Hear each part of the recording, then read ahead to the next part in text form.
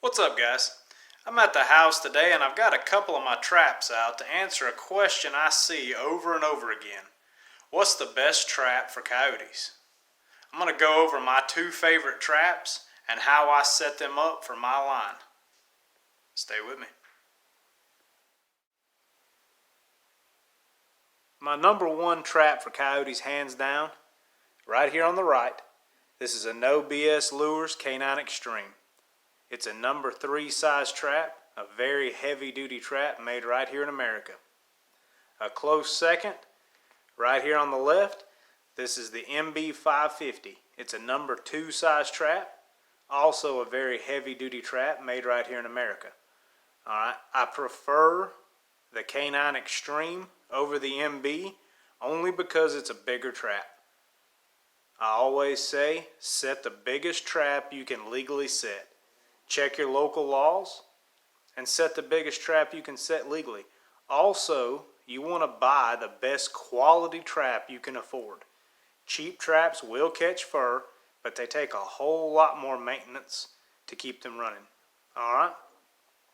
So, I set both of these traps up exactly the same. Let me get them flipped over and I'll go right off the base plate and show you exactly how I've got that done.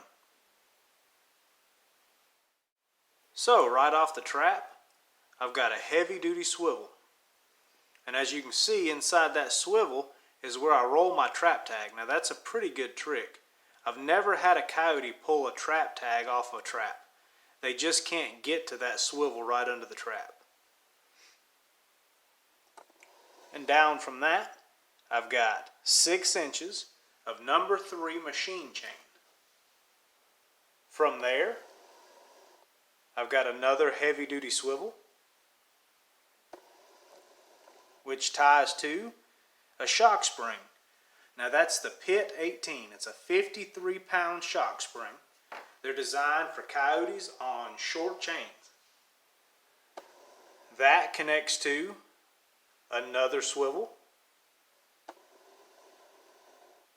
another 6 inches of chain, and an S-hook. Now that S-hook ties it to my MB chain stakes. Now this is a Fox Hollow Super Stake. The one on the left is new. The one on the right is about 4 years old. These stakes will last you a lifetime. Alright? So we've got chain stakes to an S-hook, 6 inches of chain, 1 swivel, shock springs, another swivel, 6 inches of chain, and the swivel on the trap.